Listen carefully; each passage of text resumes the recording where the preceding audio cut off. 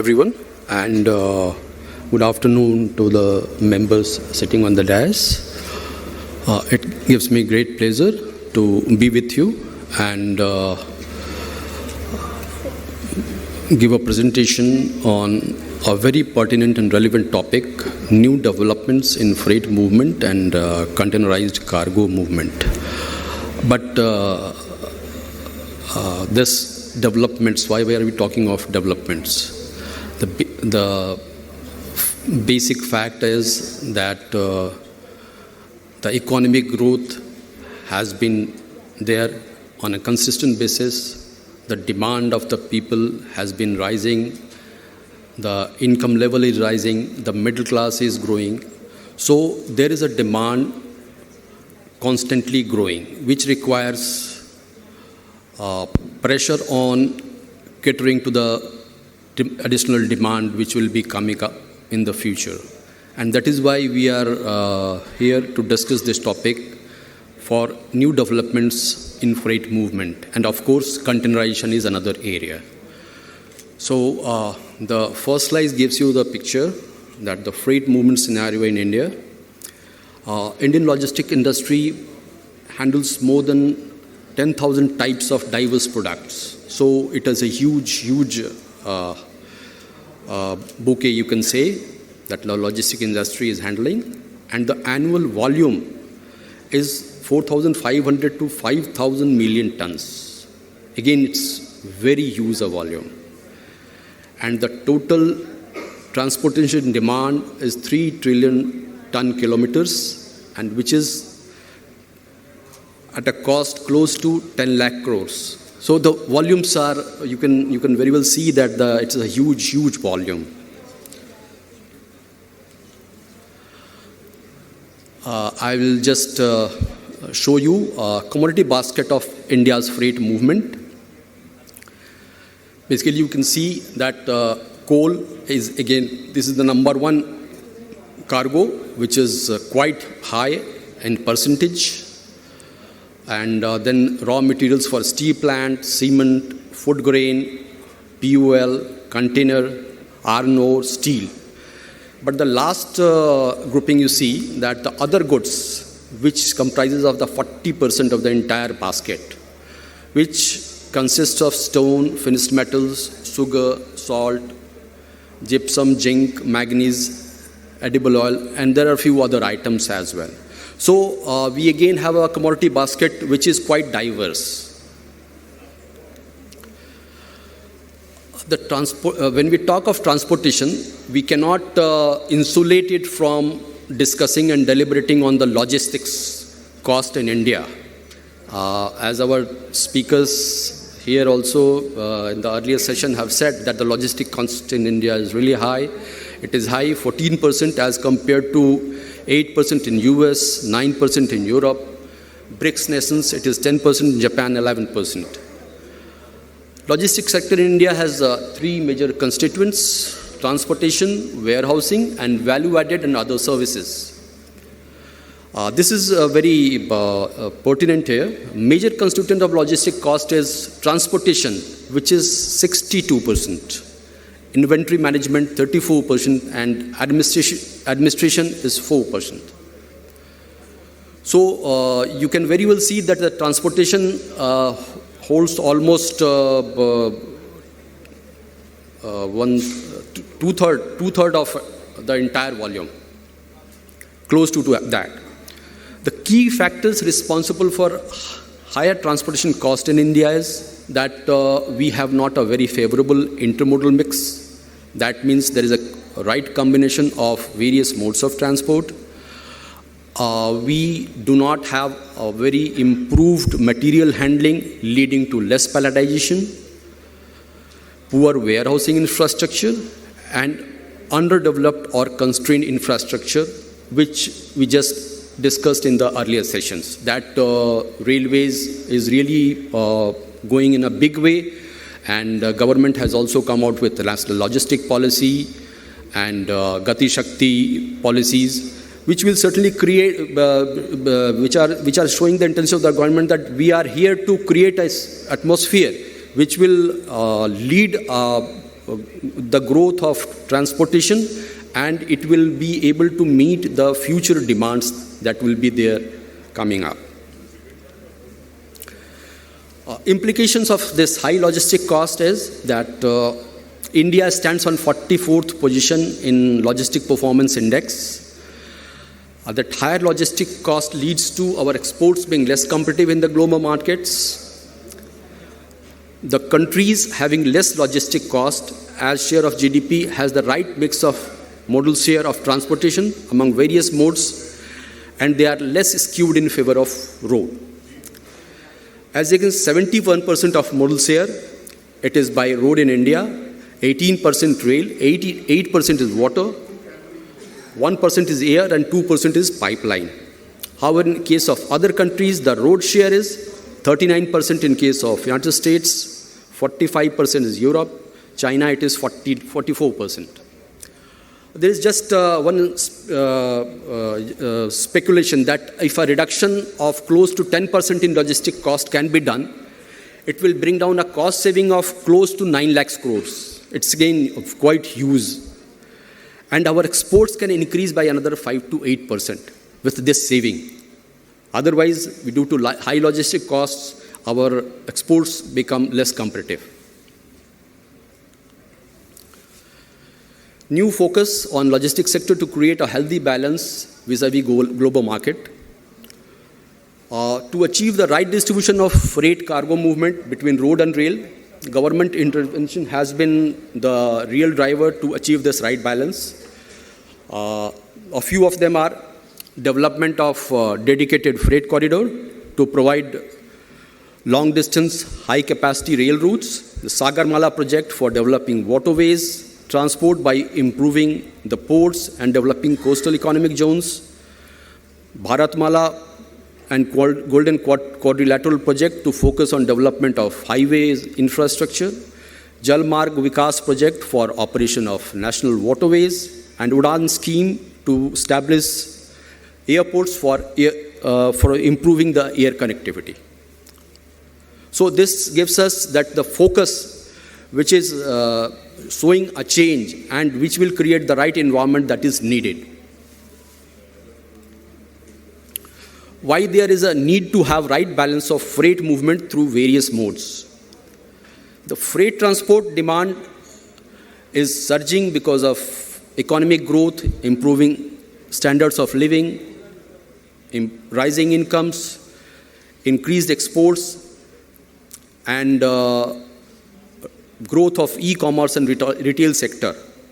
With a projected GDP growth of around 7%, the freight movement is expected to grow by over 7%, pushing transportation output to reach 5 trillion by 2030, up from 3 trillion. There is a necessity to improve for cost effectiveness, reliability, faster transit, and environmental concerns, including CO2 emissions. We are a large subcontinent, and for efficient and low-cost transportation of raw materials, food grains, and industrial goods, it is really needed to meet our domestic and exempt demands. Railway transportation offers the most cost-effective option for moving the freight cargo, with rates of rupees 1.6 per ton kilometer as compared to roadways, which is 3.6, waterways it is 2, pipeline again 2, and airways, which is the highest, rupees 18 per ton kilometer. The freight transport carbon emission are estimated to rise from 220 million tons in 2020 to 1214 million tons by 2050, with roads contributing to 95% of the CO2 emission. So these are our concerns. That is why we really need to work out the right balance of freight movement through various modes. The strategies to achieve the right balance among the various modes of transportation, especially road and rail. We are discussing here just road and rail because they are the two most critical and the majority stakeholders as far as the transportation of cargo is concerned.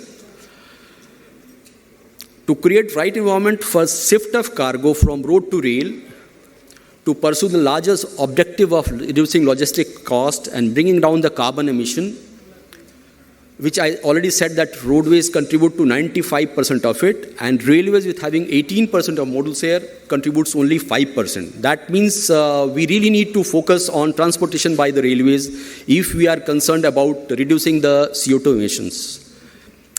Railways, as I said, that they have identified dedicated freight corridors and high-speed corridors, going for 100% electrification.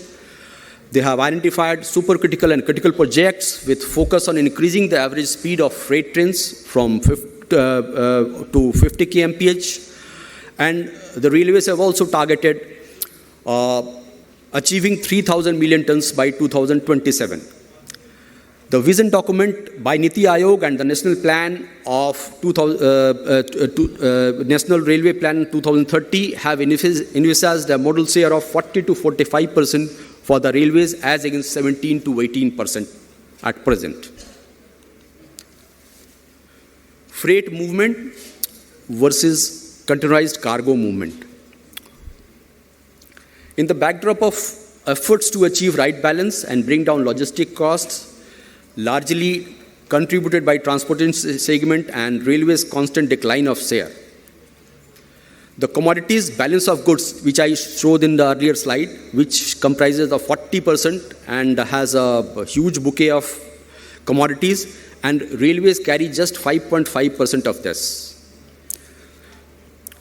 The total containerization in India is just 25% as compared to other countries, other developed countries, which is 40%. Other countries it is 40%, and in developed countries it is close to 70%.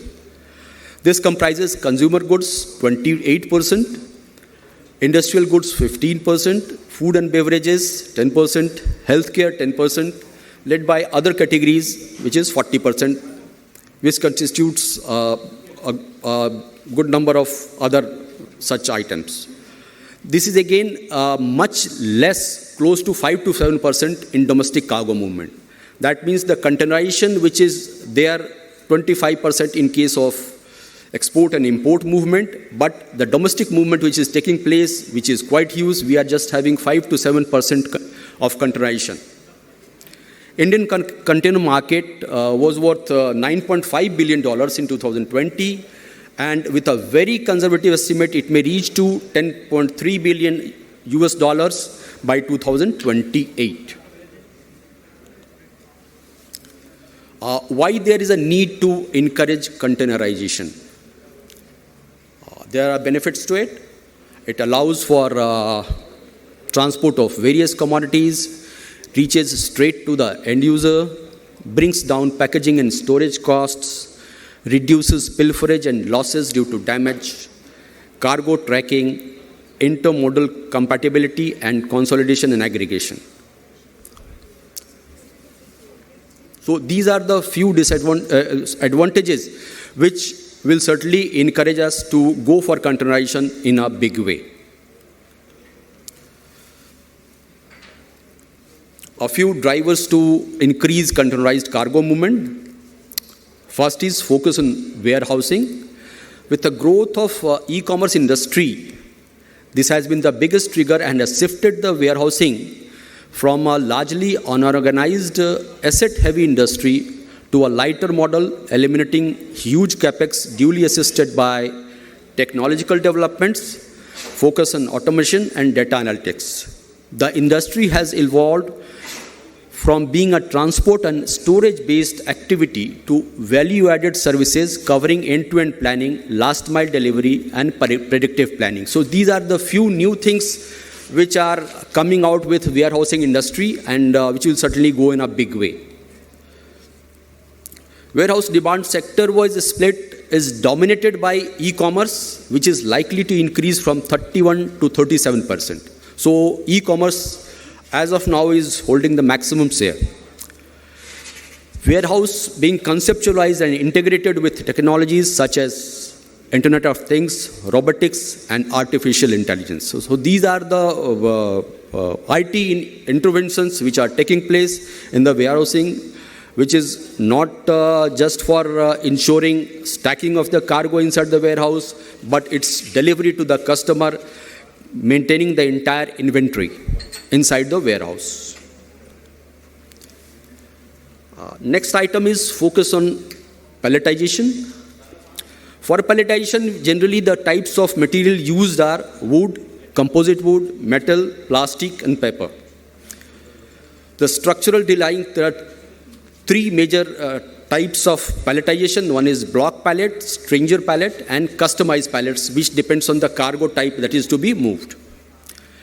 The end users are engineering products, pharmaceutical, chemical, petroleum, textile, handicraft, agriculture and allied products, leather, electronic, and marine products. The growth driver for palletization has been that rapid growth in manufacturing industries, increasing development of warehousing industry, and improvement in supply chain management. Indian pallet market was 2,500 crores in 2019, is likely to grow with a CAGR of 13.9% and to grow to a level of 25,000 crores. So just see that palletization, the requirement for palletization has been increasing day by day, and the moment we think of palletization, that means we are looking for a containerized solution for movement of the cargo. Focus on bringing the cargo moving by road due to their containerized or specialized requirement and rate unviability. Here I have tried to deliberate on the cargo which is moving in bulk or break bulk and not getting containerized. The one is with the emergence of large chemical manufacturing industries, particularly in Maharashtra, Gujarat, in the western region, northern region, Punjab and Haryana, southern region, Tamil Nadu, Karnataka and Andhra, they have started contributing generation of such product which are to be moved in tank containers. This has these industries have facilitated the need for transportation of liquid cargo. And apart from the chemical industries, pharmaceutical, food and beverages industries are also contributing to it. Containerization of cargo moving in bulk like cement, food grain, etc., either in specialized or general purpose containers. Containerization of such cargo will not only reduce the additional handling costs, but also eliminate the bagging, debagging cost, damages and losses in handling and transportation. Next is voluminous cargo, which is moving in bulk or break bulk and cannot be containerized due to rail unviability because of payment of dead freight, as a normal container cannot accommodate cargo more than 3 to 7 tons. In order to promote such traffic for containerization, use of double-stacked dwarf containers on permitted route or use of 12-feet containers will help in getting the additional loadability for the customer.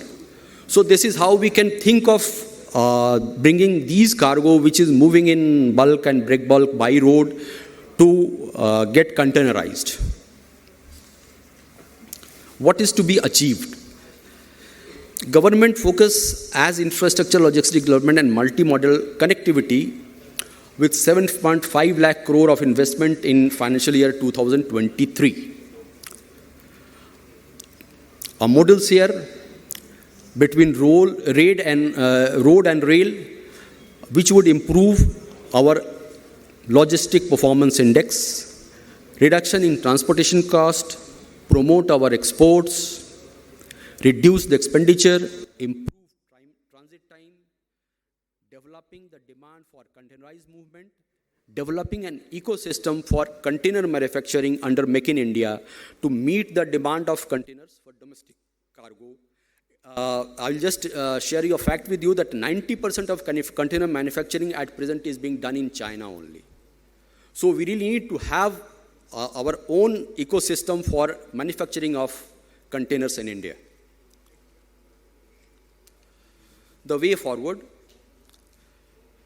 improved railway network with Western and Eastern DFC become fully operational. The objectives realized will be predictable timetable running of freight trains for movement of cargo between port and hinterland and across the country. Use of government policy like Gati Shakti, which aims at creating facilities close to the cargo, which will reduce the first and last mile cost and overall logistics cost. Running of double stack and long haul trains with high capacity rakes in both domestic and exim streams. Double stack and container trains, it can carry 180 TEUs in one train. And the high capacity rakes, they can run at a speed of 100 kmph, 100 ton axle load. That means they can carry a gross tonnage of 80 tons on DFC route. Creation of transshipment hubs for faster evacuation from ports, and use of software which would help to maximize the container loading in each rake. That means how many containers, TEUs you are able to load on a rake. As I said that the max we can load is 180. So we have to use the maximum available slot which is there. Use of hub and spoke services to clear the cargo which is not generally in a huge volume, but that volume which is less, and that is how we can use this hub and spoke service to clear the cargo. Use the hub and spoke services to have those cargo or those containers brought at the hubs, and from there we are serving different spokes. So that is different locations. First and last mile connectivity using environment-friendly electric or LNG vehicles which are reliable and reasonable with the right kind of intermodal mix. Digitalization of logistics services and use of AI would provide a robust and reliable platform, and it will also lead to transparency in the overall activities. The efforts to achieve the right intermodal mix by improving trucking efficiency. Just 2 slides. The figure shows that we have a very low utilization of 300 kilometers per day as compared to 800 as per global practices, 28 to 43% empty running of trucks. Fuel consumption is very high. Next is inventory cost reduction by improving warehousing infrastructure. Value addition by reducing the administrative cost with reduce the overall logistics cost. And this is how I think that it's just an effort to give you an overview of what should be our future strategy to get the right balance of road and rail share, and how can we bring down our logistics cost. Thank you.